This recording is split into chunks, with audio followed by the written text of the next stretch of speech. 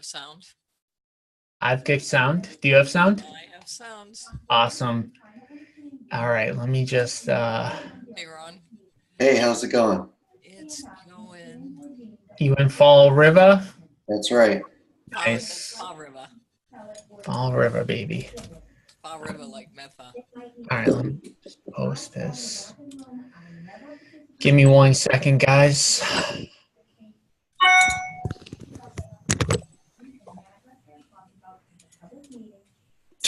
You can, What? I just got an email from another buyer, Oh, from an agent. It's his first deal. all right, guys. We are officially live. So I want to jump off with Ron Bowling out of our Fall River office. So you've got a deal, huh? Yeah, I've got a duplex over in New Bedford area. Nice. So I want to talk specifically about that because I want to make sure that we're bringing on at least one person every week that's got a deal that under agreement on the investment side. So this is what, deal number 2 or number 3? This is my second one, yeah. Your second one. So tell us a little bit about that. Tell us about how the appointment came about, the actual appointment, and a high-level overview of everything. All right, so the appointment came in on my follow-up boss, sent to me, I believe it was assigned to me by Barbara, as a matter of fact. And the appointment was already set, and I just did my normal follow-up call with the person to confirm the appointment and went to go meet him. It's a two-family that he had inherited from his wife's parents, and it was kind of a mess. They needed a lot of deferred maintenance, and they, in the end, finally agreed to your purchase price. So they inherited the property. Who were you meeting with? I was meeting with, are we supposed to give names, or you just want the person? No, were you meeting with the executor? Were they the son of the daughter? Or like, what was the actual relationship? They were the husband of the person whose parents originally owned the house. Okay. How long had the property been vacant for? Oh boy, it had been, I think it was a good 3 years that nobody had lived in the unit that we're talking about. The other unit, there was 2 of them, there was somebody still in there. It was the guy's aunt. Yep. But the unit that we toured through was, it had been about 3 years. Any idea why it took them 3 years to sell? Did they give you any indication on that? No, I think there was something about the family that somebody was going to move into it and use it, but I think that all just kind of fell apart. Did they tell you what prompted them to call us or to fill out a form online? Did they say anything about that? Yeah, that was the first thing I asked them. I always ask, how do they hear about us? They said that they'd gotten one of your mailers. Okay. And that they had contacted several other rehabbers as well. Okay. And I was just the one that got the deal done. Okay, good deal. So you met with the son of the owner? He's The husband of the owner? Correct, the husband of the owner, yeah. Okay. So you went out there. Tell us about how the actual face-to-face appointment went. All right, so I met him and just started speaking with him. I asked him how he heard about us, told him to give me a little tour of the property, so we started walking through it, and from there the conversation just progressed to why they're selling, why is it kind of a mess like it is, and just let him talk and tell me about the property. Sellers with properties in this condition basically want to tell somebody their story, and I just let him do that, and let him walk me through the whole thing. So what did you do to build rapport with them to get kind of them on your side? I just mentioned several things. The house was older, and I did notice in several spots that there were light fixtures that my grandmother had, and I remember them from my youth. The seller and I were about the same age, and just going through and making comments like that. Now, Ron, you didn't grow up around here though, right? No, not at all. You're from Arizona, right? Actually, I grew up in California. But you came from Arizona before you came out to Fall River, right? That's correct, yeah. Okay, good deal. So you built some rapport with them. How long did the appointment last for? We probably talked to him about 45 minutes total. Okay. And did you give them the offer on the first meeting? Yes, I did. What's interesting about that is the original offer that I got from you was actually it was about $20,000 less than the second CMA. So I printed out the CMA before I left, the night before. And then the day of, after I came back, I looked at the CMA again, and it was a good $20,000 more. Which you must have edited it sometime around then or something. Yeah, I kind of vaguely remember that one, and I think, sometimes when we run these comps originally, they're too low. I mean, sometimes they're too high as well. But Yeah. I remember it being off, and I kind of remember thinking a two-family in New Bedford had to have been worth X. Mhm. And I think when you went out there, because obviously you live in you live in Rhode Island, but you live very close to the property, and you probably have a better take on New Bedford prices actually than I do. No, Fall River is still in Massachusetts. It's just barely in Massachusetts, but it's still there. Oh, I thought you lived in Rhode Island. No, I'm in Fall River. I'm about 5 minutes away from the Fall River office. Okay, your daughter's in Rhode Island. Correct. Okay, all right. So I'm trying to put all the pieces of the puzzle together. I've got 90% of it, but so now you gave them the offer. What happened from there? So the offer I originally gave them was $65,000, which Yep. I thought was pretty low, but that's what was on the CMA that I had. So he said that his mortgage that was left on it was somewhere around 100 something, and that he said that was too much for him to eat. He said he could eat. He said he could take $75,000, which I said was a reasonable offer. So I told him I'd take all the pictures, send them back to you, and then see what you thought about $75,000. So when he told you that, I mean, in your head, again, knowing that market probably a little bit better than I do, did you automatically think this is a deal at 75? Definitely. Yeah. Because the other two family you purchased recently, you purchased for 80, and that was like 5 minutes away from this. Okay. And which one of them was in better condition? Which one of them do you think is a better deal, or are they kind of similar? They're very similar. This one, the one we're talking about, the attic needs work because the roof had leaked and damage had been done on the attic. But the second story unit itself, other than updating, is pretty much good to go. Okay, good deal. So you kind of knew it was a deal right then and there. Mm-hmm. Do you think they would have signed if we had gone to 75 right there? Yes, definitely. Okay, so if that does happen again, give me a text and let's try to get it done right then and there. Just so that, we don't leave it up to chance. But so you felt it was because I remember I got the form that you filled out. It got sent over to me. I looked at it and I said, this, seems interesting. So once I saw it, I contacted you immediately, got your opinion on it. You felt like it was, a good deal. How did it go from there? From there, basically, I contacted him again, told him that you had agreed to the 75, and he had told me at that time that he had another person that was looking to buy it for $90,000. Yeah. I let you know that because that was your max price on the new revised CMA that I got from you. And then you said just go to 91. And I told him 91. He said okay. And other than that, it was just paperwork from there. So I think, this definitely illustrates a really, really important point for anybody that's on right now.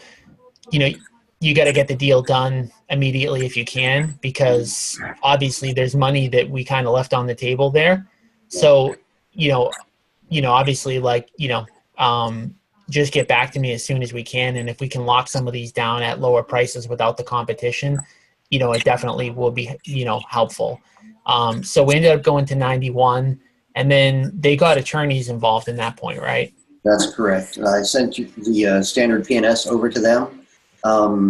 He was okay with it. He sent it to his attorney, and of course attorneys like to put their own stamp on stuff. So then she asked me for the Word document of the PNS, which we don't have. We don't have the PDF file through .loop. Yep. And so then I contacted you. You sent that over to me. I sent it to her. And he has sent back the revised one to us as well. So did they say when you were kind of originally at the property talking about pricing, did they say they had an attorney involved? Because sometimes people do, and sometimes they get the attorney involved after the fact. Yeah, I think he mentioned to me right at the very end that when I would send him an offer, he would forward it to his attorney. So we don't know that he would have even taken. He might have verbally agreed to the offer, but he did have other, people that he might have been meeting with. Yeah, that's correct. Okay, so obviously, we want to try to get it done right then and there if we can, but he may not have agreed to it anyways. Some people, I'd say about, Barbara, what do you think? 50% of the time people have attorneys? No, I would say less. Less. What do you think it is? Maybe 20. Yep. 20, 25, definitely not more than that. Okay. Yeah, so I mean, I know we don't deal with it all the time, and typically when attorneys get involved. Leg. What was that? Sorry, nothing. Oh, yeah, typically when attorneys get involved, I mean, they're just changing, documents, and this attorney did the same thing. I think he made, a couple of very minor edits, and really at the end of the day, it didn't mean anything. So, Ron, you've been on a bunch of kind of acquisitions appointments. Do you think it was anything that you did that helped you to acquire it, or do you think it's more in general of right place, right time? Yeah, I think the second part, the right place, right time. This guy was, they were desperate. He had put work into the property to fix the roof, and the mortgage payment just didn't want to make it anymore. And he was ready to eat about $20,000 of that mortgage. Yeah. So for the people that are on the line that are investors, that are out of state, I believe not all the time. I mean, it does make a difference. You build rapport, you do the appointment the right way. It definitely helps. It definitely can get you a bigger discount. But I think the acquisition piece is actually the easier piece than if you try to list the property, because when a person's ready to sell at a discount, they're typically pretty ready to sell at a discount. So, we bumped into them, right place, right time. They're willing to sell. And what would you give that, Ron, on a scale of 1 to 10? How good of a deal is that? Let's see, you're getting it for 91. You're going to sell it somewhere around, 220, maybe 230. I'd have to say that's a pretty good deal. I'd have to give that 7 or 8. Yeah. So, you and Walter have been doing some fix and flips. Would you have bought that one at that? At 90 or at 70? At 90. At 90, yeah, I think at 90 is a good price for that. Yeah, good deal. So anything else unique about that appointment that was different than any others that you typically go on? No, nothing really strikes me. Yeah. Both of them that I've actually managed to acquire, the top unit was empty and the bottom unit was occupied. Other than that. Yeah, which is typical on a rental. I mean, in this market, it's pretty rare to get a whole building totally empty unless they've got family living in the entire building and they're selling. Mm-hmm. All right, cool. Well, any kind of parting, if anyone has any questions, by the way, on this acquisition deal by Ron, just type them into the chat box. We're looking for whoever else wants to jump in next. So Ron, thank you for taking the time to come on. I appreciate it. And hopefully we'll bring you on again for your next one. All right, great. Thanks for having me. Thank you. All right, guys, who wants to jump on next? Type into the chat box if you do want to jump in. We definitely want to bring as many people as possible on this call. Something's going on, Ron. I can't bring you off for some reason. Let me see what's going on here. All right, let me click remove. All right, cool. So, Tony, how'd it go for you this week? It went pretty good. I went on a few listing appointments and ended up signing 2. Two out of what? I think 2 out of 4 because the other 2 didn't show up. Okay. So you won't take any responsibility yourself for not getting those 2 done? No, definitely not. Definitely not. No shows, there's nothing you can do, but it's part of the business. Yeah, absolutely. Oh, Ron jumped back in somehow. What is going on here with this? Let me just see. really quickly. Let me just mute him. All right. So the two no-shows, what do you do when somebody no-shows? Call them, leave them a message. Try to be kind in the message, though. You don't want to be discouraging or let them know that, it was their fault. You don't want any awkwardness, even Yep. though they showed you. So you always try to leave a kind, pleasant message like, oh, this happens all the time. Don't worry about it. Just give me a call or I'll text you and we'll reschedule. No big deal. Kind of a message. Yep. But because you definitely don't want any awkwardness there, because otherwise they're just going to avoid you. So did you try to confirm those appointments ahead of time?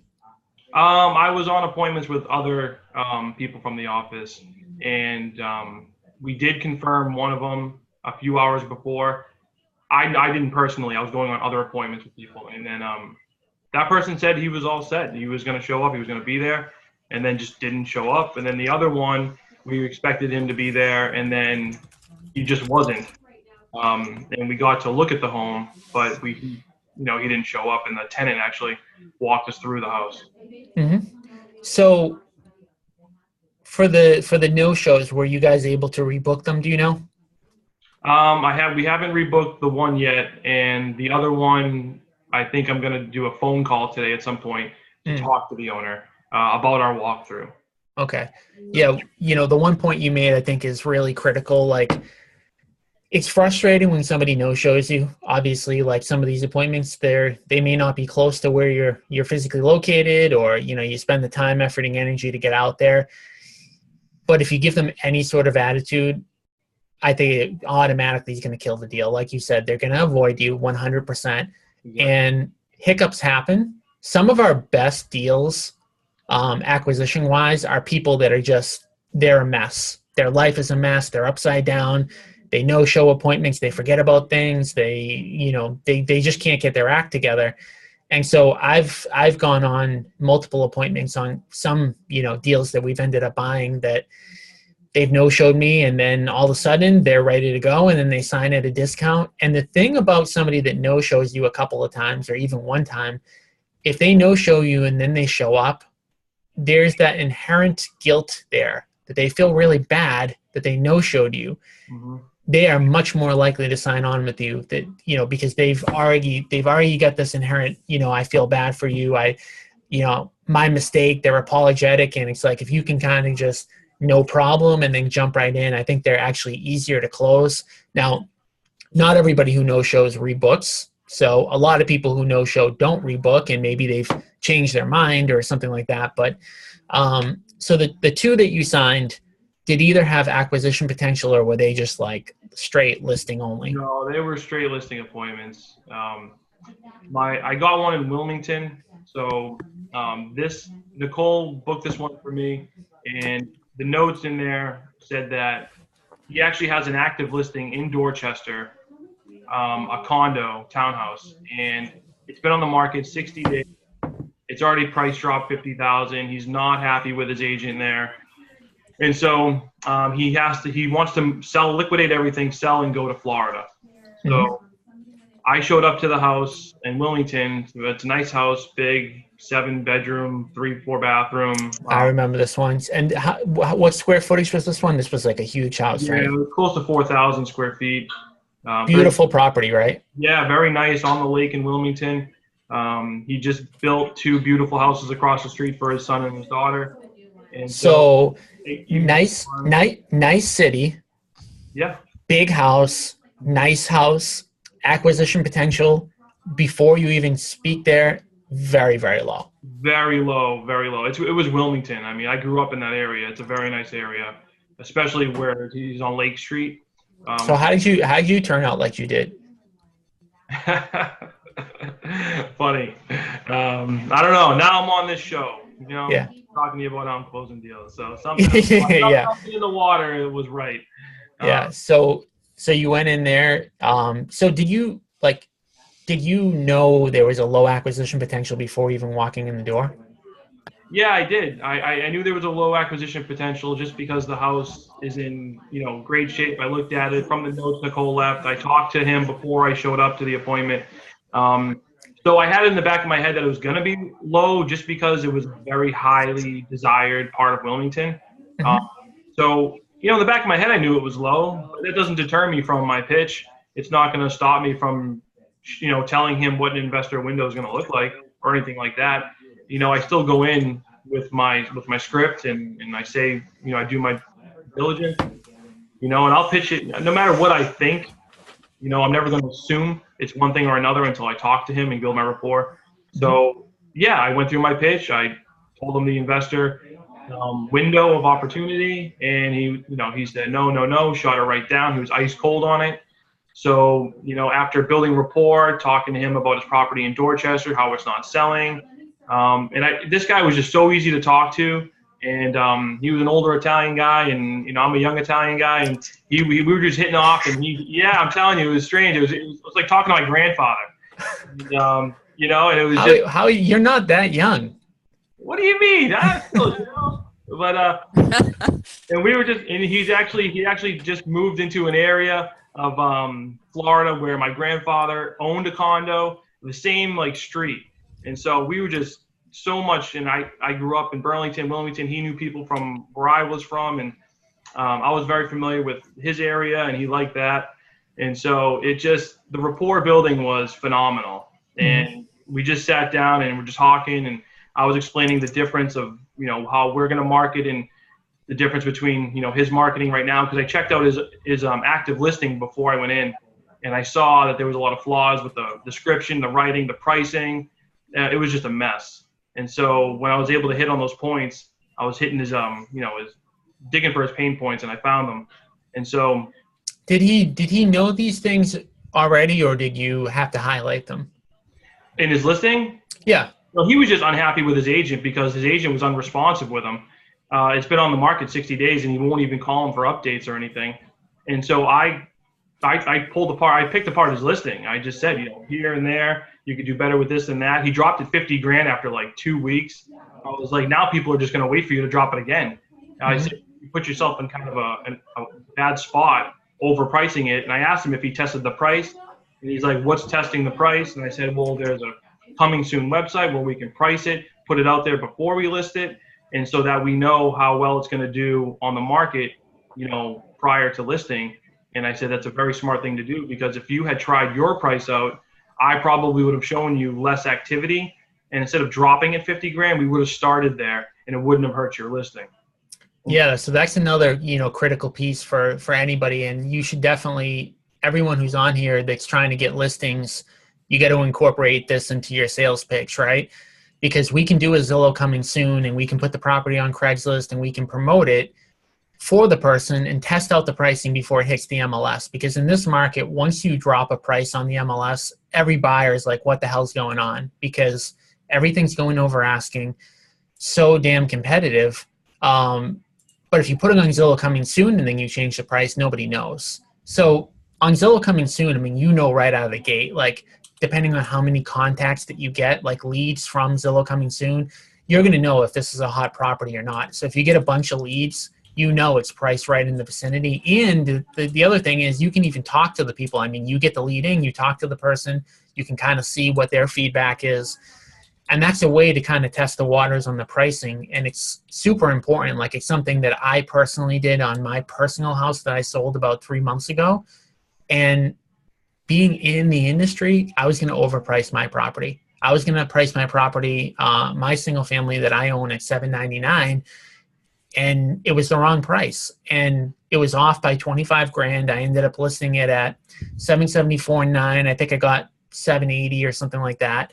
Had I listed it at $799, I would have personally made the mistake. So you always want to pitch the coming soon if you can. In addition to pitching the coming soon for the pricing, you're also going to get leads, and you may get it buyer direct. So there's all of those benefits both for you and for the seller. So you pitched that for him, which I'm sure he liked. So at that point, you go through what, that was an easy one because you had that other listing. So at that point, how did you, push that to a contract? Well, I explained the process, And then I was going through what I was going to do, why we're different, building rapport, talking, going off on conversations that had nothing to do with the property, Yep. talking. And, it just came to a point where, I was there for an hour and a half.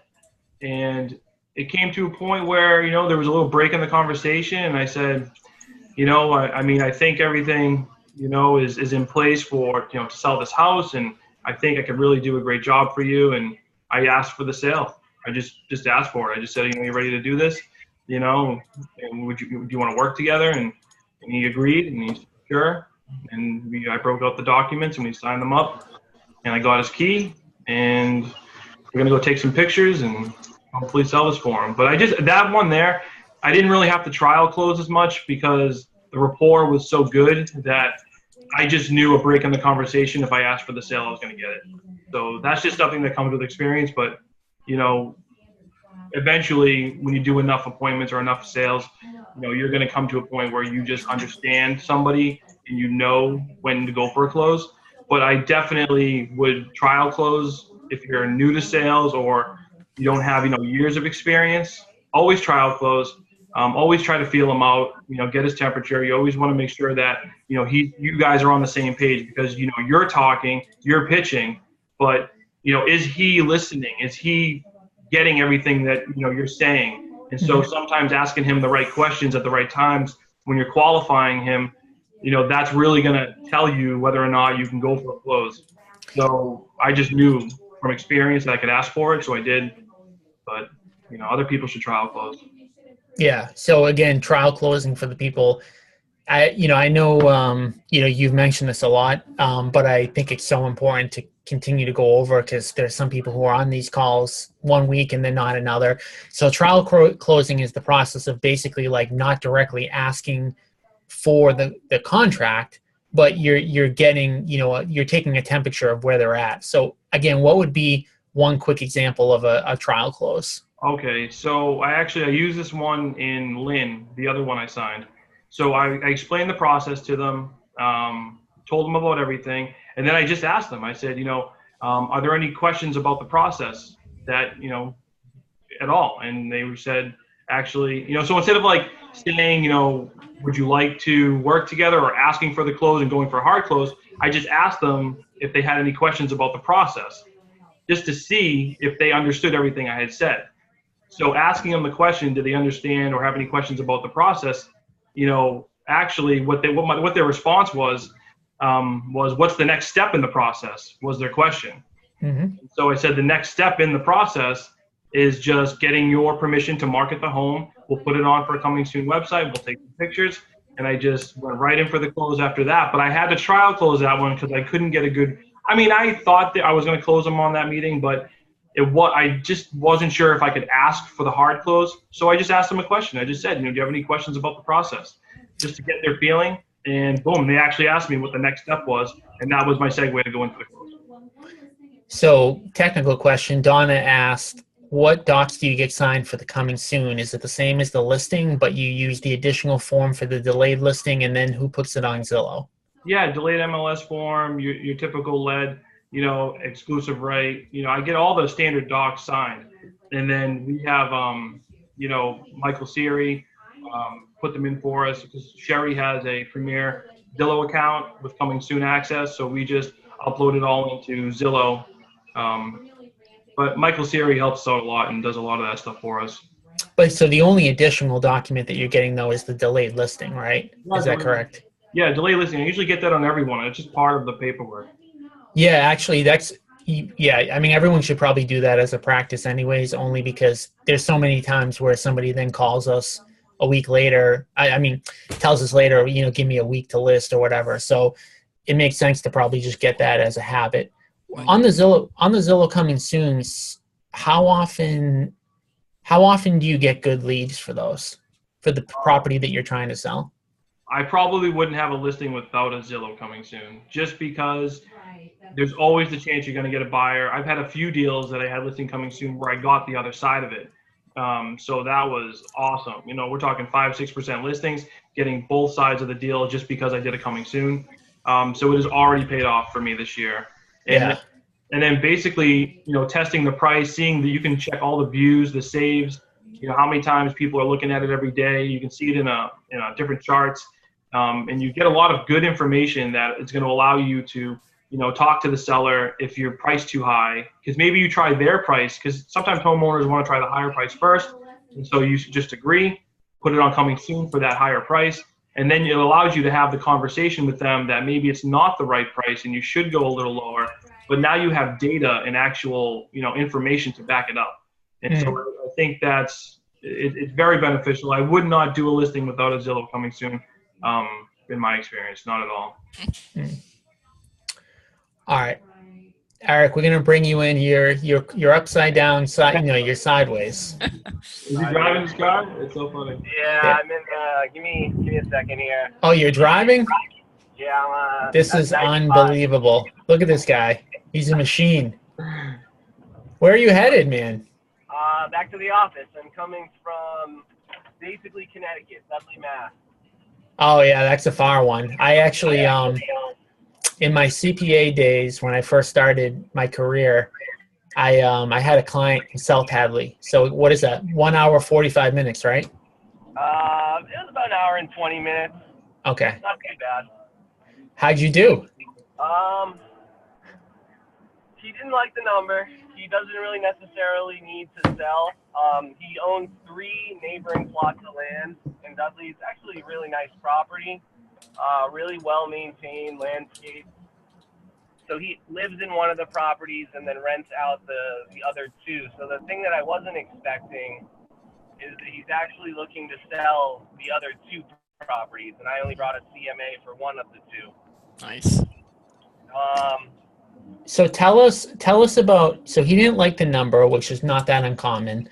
Right. Tell us how you presented the offer.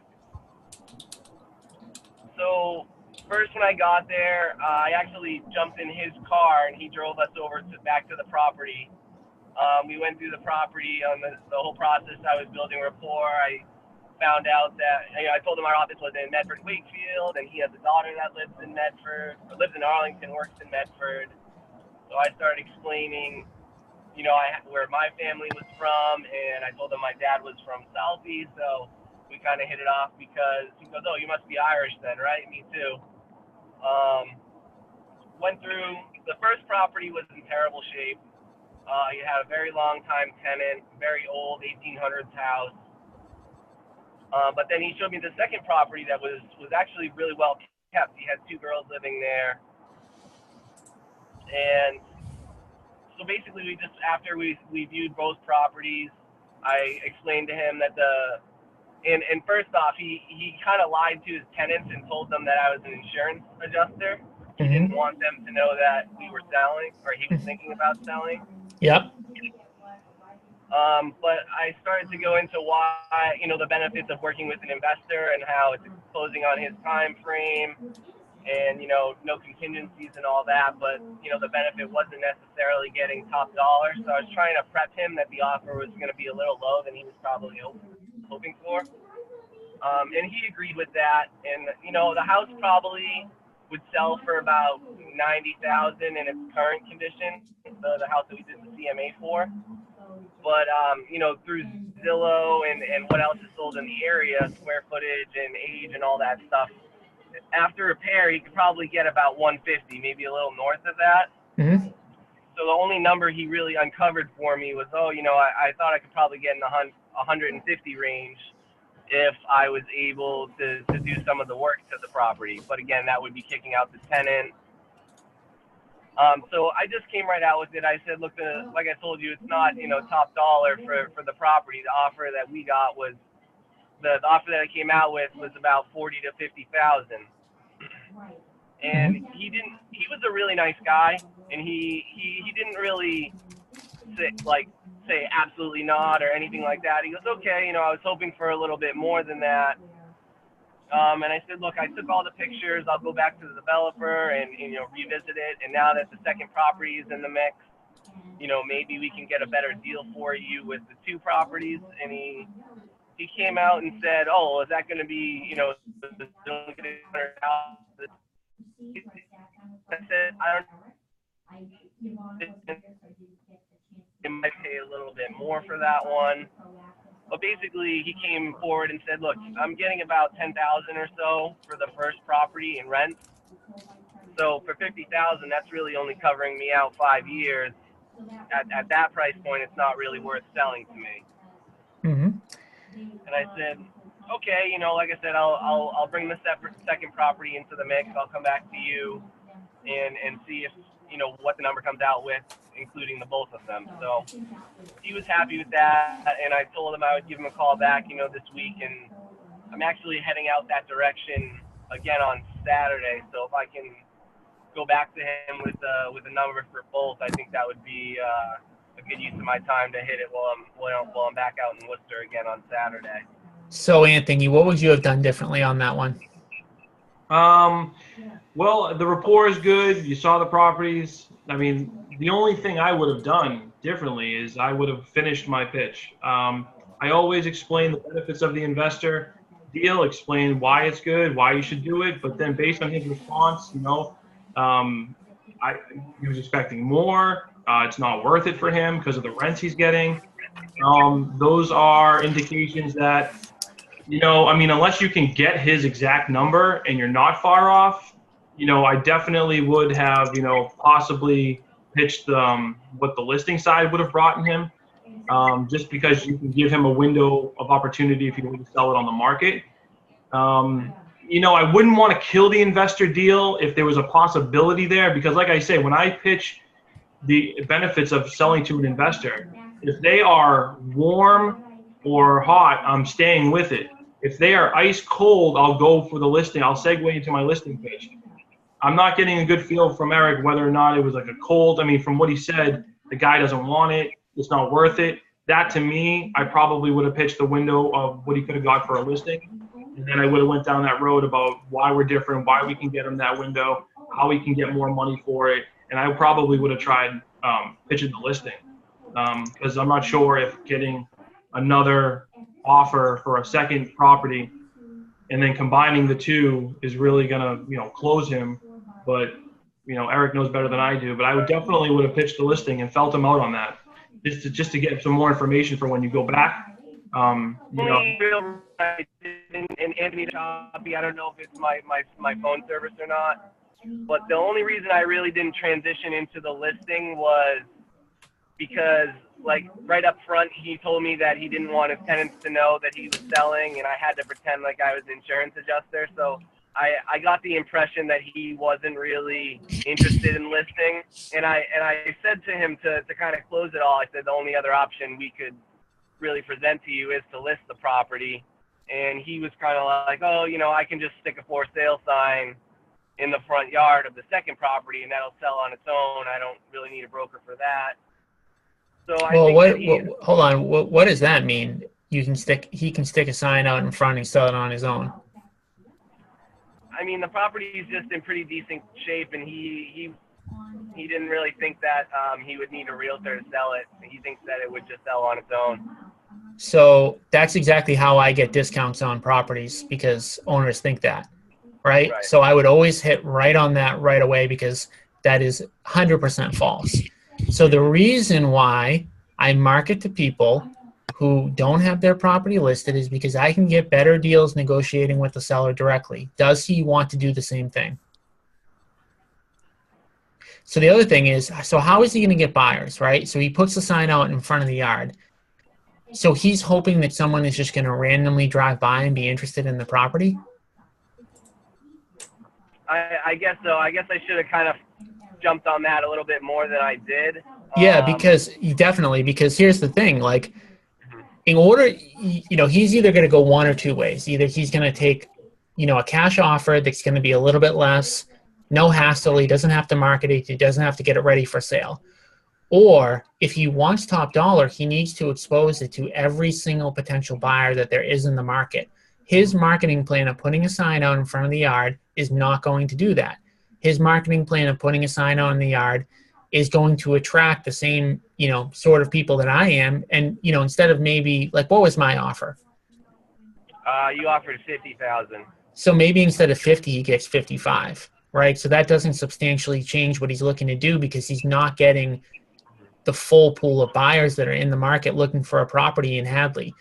So either he's going to go one way and totally expose it to the market and get every single buyer that's potentially interested bidding against each other, or he's going to have a little bit less competition, take less money, and get a quicker sale. So he's trying to do an in-between, which maybe he gets a few additional offers, but what's the benefit of him to do that? He doesn't need a realtor, to save $5,000? Like, Right. especially on it's one thing. I still disagree with this theory, even if it's $1 million listing in Cambridge. But at least on $1 million listing in Cambridge, you can say, man, that's $50K. So he's going to be doing all the work of processing the sale. I mean, just the headache of selling a property alone on your own, processing it, is worth $5,000. Never mind the fact that he's not going to get top dollar the way that he's selling it. Mm-hmm. Yeah, I definitely would have drilled down on him. I trust me, I have been the insurance adjuster, inside looking at homes on many appointments. Everybody with a multifamily, the first appointment, most likely, you are not a real estate agent when you walk in that house. The homeowner is like hiding you. You're always in there secretively, I feel, for like the first appointment. And then just because of that fact, I wouldn't think that they wouldn't want to list it.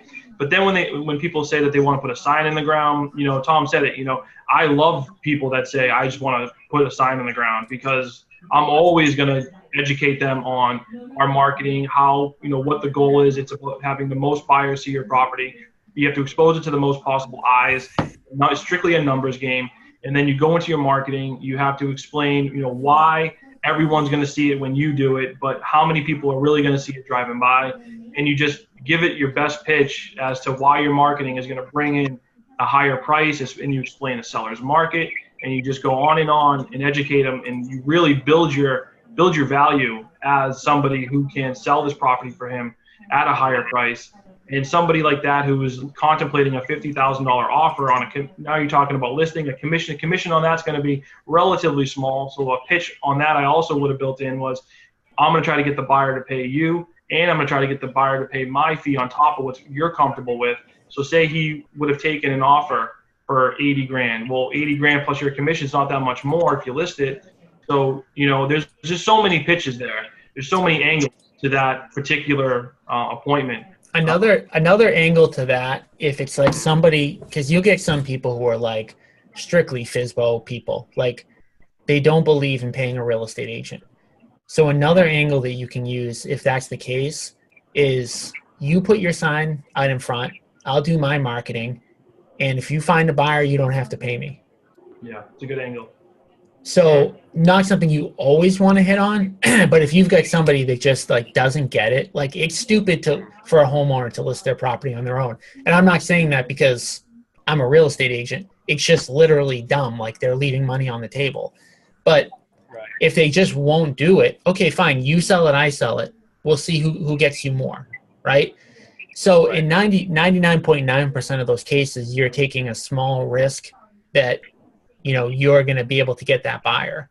And it's really not that big of a risk because, for the most part, the seller never comes up with anybody. Like once in a while, you get a seller who will say, well, my next door neighbor's interested. Like, well, if they sell to me, I don't want to pay you a commission.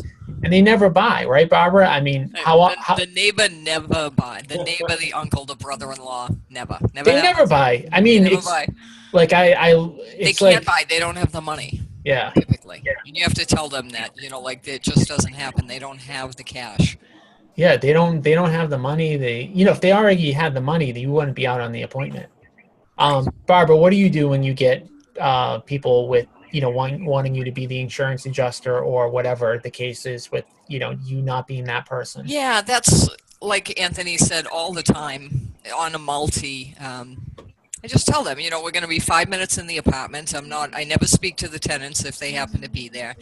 And just because you're under wraps in the building doesn't mean you're still speaking to that person, the owner, one-on-one.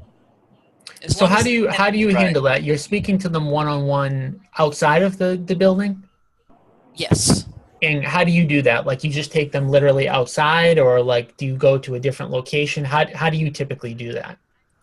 Well, for instance, if it was summertime and the windows are open, it's a Saturday, people are there, I'll walk down. You know, I'll park half a block down. Maybe they walk me down. I say, why don't we walk down? I've literally said that. Let's walk down to just walk down to the corner. Just walk over to your car where the tenants can't. Just walk over here where I've got a couple documents for you to sign.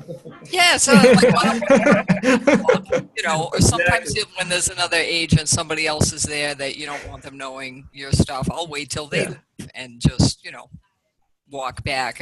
Yesterday I met with Pierre Frank for the second time, and he invited me to go down into the basement because he didn't want to be on the sidewalk. People are walking by, neighbors, whatever. So usually it doesn't really matter. They don't want the tenants to know.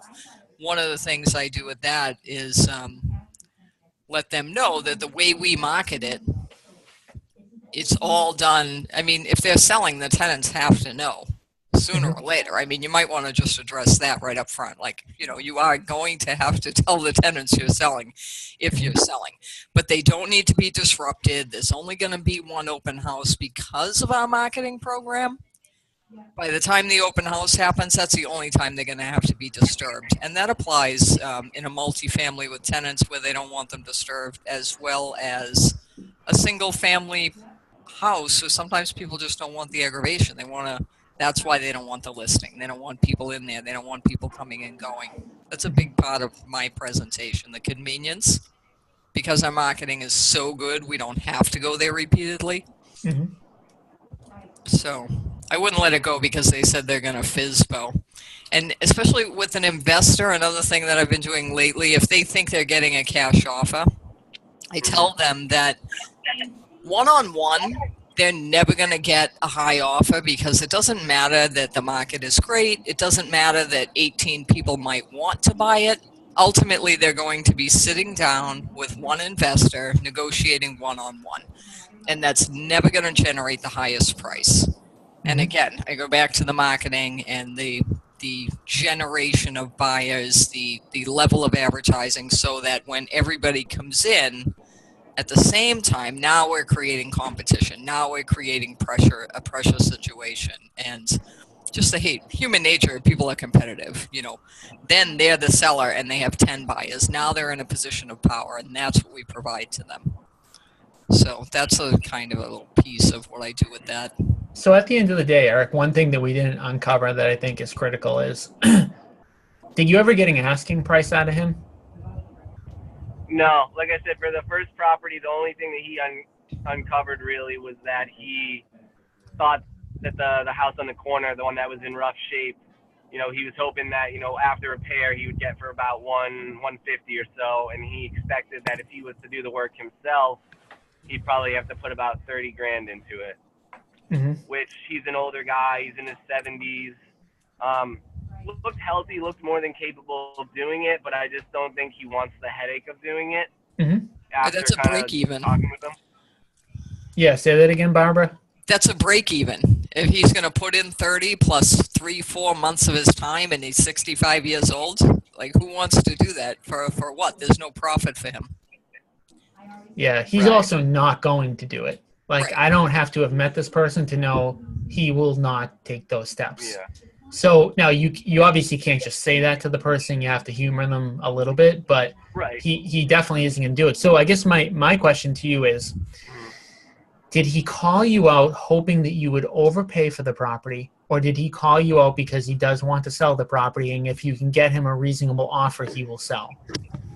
I think that if we can get a reasonable offer for the both properties, I think he would sell. He's sitting on about 5 acres of land that he's landscaping. He's doing all the upkeep on, and like I said, he's older, so I think he's just had enough of doing it.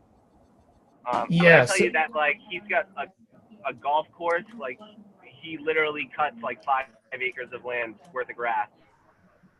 Yeah, so he doesn't want to own these properties. I mean, I think, that's pretty clear. So I think at the end of the day, like, he wants retail pricing. He can get retail pricing, and there's only one way to get that done. Did he mention that he was talking to, so did he mention any other agents that he had been talking to or anything like that? Nope. He said that he received some mailers, and that's why he reached out to us. I think he could probably only get retail on one of the two properties he's interested in selling. Mhm. So I don't know if we, like I said, if I go back out to meet him again this coming weekend, because I'm going to be in the area, maybe I can pitch the listing opportunity for the nicer house and still try to, I don't know if it would make more sense for him to kind of just take the offer that we gave him on the first property. So I'll start with you, Barbara. How would you handle this next appointment, and then we'll go to Anthony, and then we'll wrap up. I think I might, assuming you go back and you sit down with him again, Right. try to push the cash price. Again, what is the cost of repairs? How much time is that involved? And, is he going to do it? Does he have the contractors? I mean, these are things that I would throw at him. What are you going to do about this? You're coming into winter. You have to keep it heated. The pipes are going to freeze. You have contractors come in, they start work, they bail. And like I say, if he's older, I mean, you do have to play that gently. I can do it differently because I'm older than you, so I can say, hey, really, who was at my age? I don't want to do this. And if I'm 50 and he's 65, like, nobody wants to do that. So, I mean, you can reference that in whatever way feels comfortable, but I would tell him, look, let's put them both on the market. If you can't get a good price, you can always come back and we will pay cash for this. I mean, that's one way to do it. Say, let's just throw it out there. We have a network of other investors that might pay a little bit more than Tom will pay. I go that route if they just won't take the 50 and he thinks he can get 70, and maybe you can get him 70 on a cash deal, but he has to pay you for that. And that's a way to sort of secure the second listing. And they can always come back to the cash price. I don't want to give you too many different altering ideas because as I'm sitting here, things just keep popping into my head. But, you could also do a very short listing agreement. Again, I wouldn't come out with this as your first kind of firing, but if you get down to your last bullet, I would say, what about doing like a 2-week listing, and just seeing what I can get for you. But so Anthony, how would you handle it? Second meeting. Like you said, there are just so many angles to this. Yeah, that's the thing. I'm like, I'm trying not to give him too many ideas because I think that'll get crazy. So right now, Eric's head's about to explode with possible angles. Well, I just missed my exit too, so. Come on! I hate when that happens. Yeah. So there's so many angles to this. I would really, in the end, you've got to simplify it. Go back out. Get a really good feel, like Barbara said. Is he going to take an investor offer? Feel him out. You have to know. Try to get his number from him. What's going to make him move? Rapport is going to uncover that number because when he feels comfortable with you, he'll give you his number. So try to build that rapport. Try to get that number out of him. If you can get that number, it's going to tell you what path to go down. And then if it's in the investor window, you navigate that. If he's still not feeling it, you go exactly what I would do with what Barbara said. I would definitely pitch the listing, a quick listing, maybe combine Tom and Barbara's and say, just give me 60 days and 60 minutes on the weekends for an open house and do the 60-60 pitch and say, listen, you know what? Give me 60 days. If I can't sell it, we can always fall back on the cash offer and feel him out for the listing potential. And then he's going to give you the FSBO objection again. You just nail it on the head with the marketing and the eyes and the numbers game. But I would go fully loaded into that one. I'd be knocking those objections out of the park next time you have a meeting with him. Definitely closable. Definitely closable. The other thing too, just to add in, like this is a far appointment and a far listing.